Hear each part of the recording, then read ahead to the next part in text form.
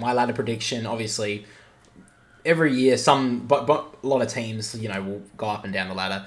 But this season looks like there's such a divide between the top 8, 10 teams and the bottom. It just looks like for a long time it's been pretty quick that teams will go up and down. But I feel like this season it's going to be pretty. I can't see a lot changing, but I'll eat my words, and I'm sure some bottom team will just spike up the ladder somehow this year. But yeah, we'll go from bottom to top. So in the bottom 10, wooden spoon, I feel like North Melbourne are going to get it. Even though Alistair Clarkson's come to the club, they don't look that good. They're relying heavily on Larkey and Zerha up forward, and Simpkin and Davies Uniacke in the middle. I really can't see them doing much this season, North Melbourne. I think they'll get a couple of wins, but I can't really see them doing much. 17th, we've got Hawthorn. They've cut, I think, way too young. They didn't keep any experience in the team, and I feel like they'll just beat North Melbourne, but it's going to be close. 16th, we've got West Coast. Looks like they're going to be playing more of an attackive brand of footy this season, and it looks like they're going to play a lot more aggressive up forward, like in terms of defensive pressure.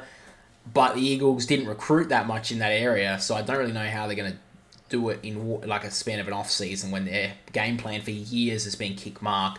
So I'm going to be tipping. I feel like they have a couple of good games this season and may even knock off a couple of like top teams in upsets, but I feel like they're going to finish 16th. Next, we've got Essendon. I can't see Essendon doing much this season either. They picked up Wiedemann, which was a good pickup, and Tippum Woody's has returned, so they will have a little bit more firepower up forward.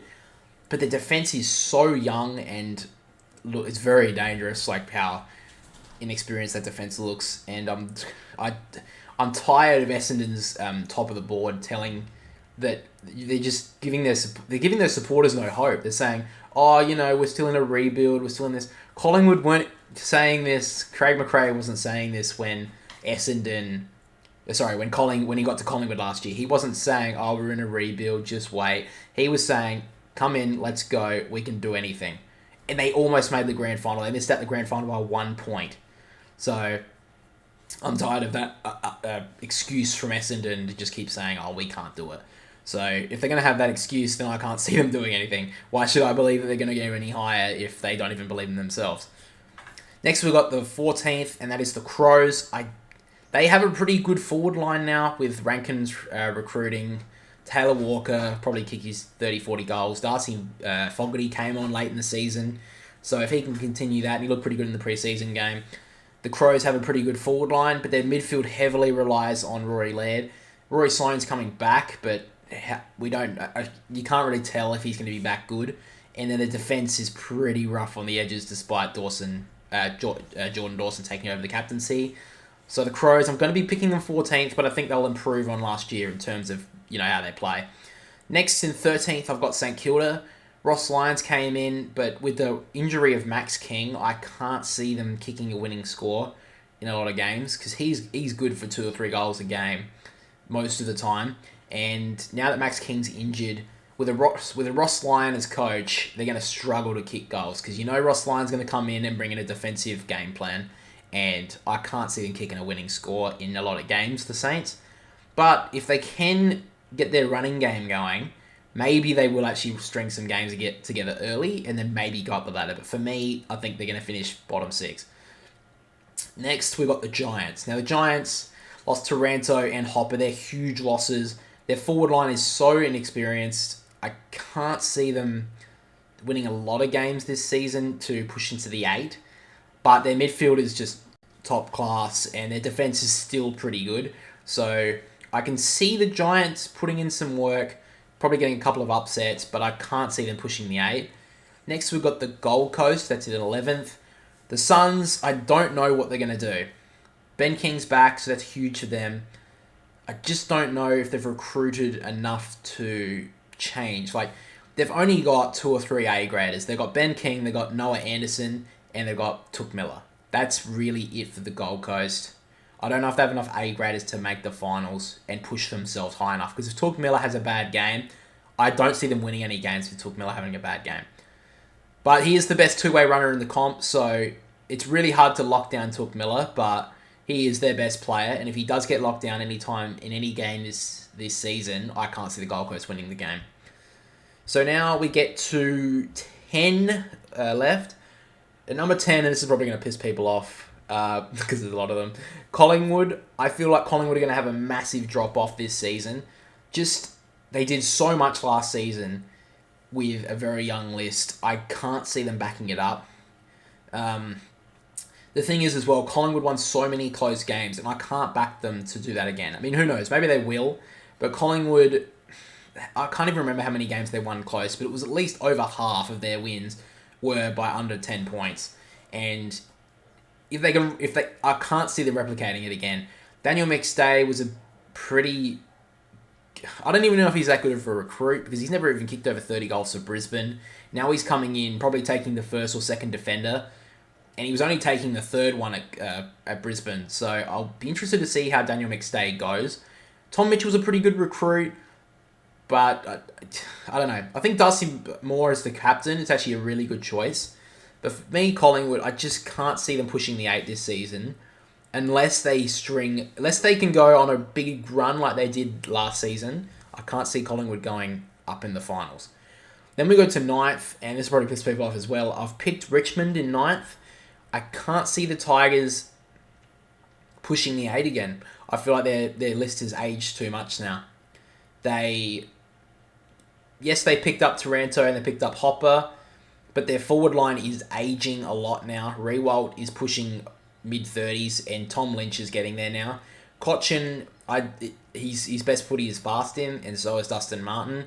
Robbie Tarrant had a pretty average year last season, and you saw it in the final play of that Brisbane final. They butchered that and gave Danaher an easy goal. Dylan Grimes is getting older now. Dion Prestia, he even got injured in the preseason game, so who knows if his body can hold up. I am tipping the Tigers. They'll win those games. They'll win the games that they should win, but I don't know if they can beat those top teams. Then we get into the top 8. Now, this is the team that everyone's been picking for 9th. I think Port can scrape in. Port Adelaide I'm picking for 8th spot, but they're going to have to scrape in, and they're going to have to win games. Like last season, Charlie Dixon missed out the first half of the season, and they couldn't win any games. He's fit, but they need to work out their forward line, Port Adelaide. They need to pick their 3. They need to pick Finlayson or Georgiades. One of them has to be out of this team. They can't have Marshall, Dixon, Finlayson, and Georgiades in that forward line. It's too tall. They're not fast enough. They need to pick 3, and Ken Hingley needs to be okay with that. Port Adelaide, I think, can push the top 8, and I actually think they could be one of the teams from the bottom 10 last year to make the top 4. But they need to sort out the forward line immediately, and Alir as well needs to have a good season, because last year he was pretty patchy. But I feel like Port, there could be the surprise packet of this season. Then we get to 7th, and I'm going to pick Carlton to make the 8. Now, I don't know if they're going to choke again, because I went to the game in Melbourne last year when they were playing Sydney, and they beat us. And everyone was thinking that Carlton are going to be top team. They could be pushing the fucking premiership. And then they went off the deep end. So Carlton do have a pretty big culture of arrogance. And they got pretty arrogant last season. So they need to pull that back. Sam Walsh, if he comes back early in the season, he should be okay early in the season, hopefully, for Carlton fans. I can see Carlton pushing, but they need to take those wins. And if Charlie Curnow and Mackay, if they can push through early in the season, kick some goals, they can combine for 8 goals a game easily. So I feel like they can do that. Carlton, if they can get those 2 firing, and the midfield of Cripps, they've got some top A graders. They've got Jacob Wiedering, they've got Cripps, they've got Walsh, they've got Doherty, they've got Mackay, they've got Curnow. They've got the list to take a premiership, but they've got to fire on all cylinders. And if they choke again, I wouldn't want to be a Carlton fan. But yeah, I feel like they can push. Next we've got 6th, we've got Fremantle. I feel like they're kind of like the question mark of this whole season. No one's really talked about Fremantle. They picked up Luke Jackson in the trade period. I don't know if that's going to be the biggest... I don't know if that's going to be that good, because Sean Darcy is a top ruckman, and I don't know how much he can play forward. Jackson did miss out the final practice game, so we didn't actually get to see how those two would look in game. The Dockers will win most of their games at home. That's just a given. Playing in Perth, you're just going to win, 9, 10, maybe even 11 games. The question is, can they win in Melbourne? They need to if they want to push for a premiership, for their maiden premiership, Fremantle. And I'm going to pick them to go 6th. I feel like they're going to pretty much finish in the same spot again. But if Fife can kick 40 goals, he's going to be playing forward. I can give him a chance to push the Dockers higher into the ladder, maybe even top 4. They nearly did make top 4 last season, but I can't see them pushing for top 4 if Fife doesn't kick 40 goals and the Dockers don't find a way to win those games outside of Perth. Then we get to 5th. Now, I've picked the Swans to finish 5th. I feel like they're going to be a bit of a drop-off from last season. A lot of the time when teams have a big loss in a grand final, it takes a lot out of them. Sydney, they won't admit it, but it's a huge loss in a grand final. It was one of the biggest losses in AFL history in a grand final, and it was a demoralising loss. They got a young list, so they do have a chance of just backing it up. Let's wash it out and forget about it. They've got a very good list. Another year into Warner, another year into Golden, another year into Campbell, these young players, and McDonald as well. These players could push the Swans one step closer and push them into a premiership. But Buddy Franklin's aged again. Sam Reid has aged again. I don't know how many Swans fans would think this, but I feel like Buddy Franklin should have retired.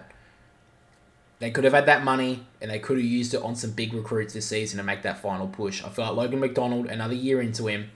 I feel like it's going to be good for Buddy to be with McDonald for another year. But pushing him out of that grand final team, I think, was a mistake. And I feel like Reid should have been out of that league, but we're not going to get into that now. Sydney, I think they can push top 4. I think they can win the premiership. But they've got to they got to not rely on Buddy Franklin this year. He's got to kick. He's still got to kick his 40 goals, but if they need Papley to kick 30 or 40 goals, they need McDonald to kick 20 or 30 goals, they need Reid to kick 20 or 30 goals. They can't rely on Buddy kicking 60 because they will not win the premiership, Sydney. Then we go to 4th. I'm picking the Bulldogs. I don't think there's any excuses to the Bulldogs this season. They can go on win the premiership. They've got a forward line. They've got a top-tier midfield now. They don't have to put... Dunkley was a big loss, but again, they've got so many midfielders to put in there, it doesn't matter. Their defence is a bit shaky, but the recruit of Liam Jones, we saw in the preseason game, yes, they're playing North Melbourne, so who really cares? But he did look good. I feel like the Bulldogs have no excuses. If they do not finish top 4, I think Luke Beveridge almost needs to be a little bit careful about if his job's safe. Because the Bulldogs have the list. They've got a forward line that's strong. They've finally got a second forward to help out Aaron Norton. Their midfield is so good. Tim English in the ruck, he can pat it down all day. The Bulldogs don't have any excuses. They need to make top 4. Then we get to Melbourne. They won their first 10 games last season. They just choked. Really, they just choked. Melbourne didn't recruit much in the forward line, which is a little bit questioning. But I feel like their midfield and their defence is so solid. Fritsch I think he'll kick his 40 goals. Could be a smoky for the Coleman as well. I'm not going to pick him for that. But I feel like he could be a smoky for the Coleman. And Ben Brown needs to kick 40 goals, 50 goals. He can't just be the second fiddle. He needs to be top forward. He kicked 60 2 years in a row for North Melbourne. He needs to go back and kick those goals. So I'm picking Melbourne for 3rd. I don't know if they can make the grand final, but they need to back it up, and they need to play well up forward. Then we get Brisbane. Brisbane picked up Jack Gunston. That's a huge pickup for them. Josh Dunkley, a bigger pickup for them. Their defence is a little bit questioning because they've always had an attacking game plan, the Lions, and that's always caught them out, not playing defensive. Their midfield is very attacking. Lachie Neale doesn't do much defensive plays unless he's in the back pocket getting a touch. But I feel like the Lions can push the grand final. But I feel like Geelong are going to go back-to-back. They picked up Tanner Bruin. They picked up Ollie Henry. They picked up some young kids. Tyson Stingle's got another year into him. The Cats are going to push hard. I'm picking them for the premiership early. Tom Hawkins looks like he'll be back, like I mentioned earlier. So round 1 against Collingwood, I feel like they're going to be underway. Geelong do sometimes take about a month or so to get into their season because they always go in deep into finals. But I feel like the Cats are the favourite so far. I'm picking them to win the premiership and top of the ladder for me.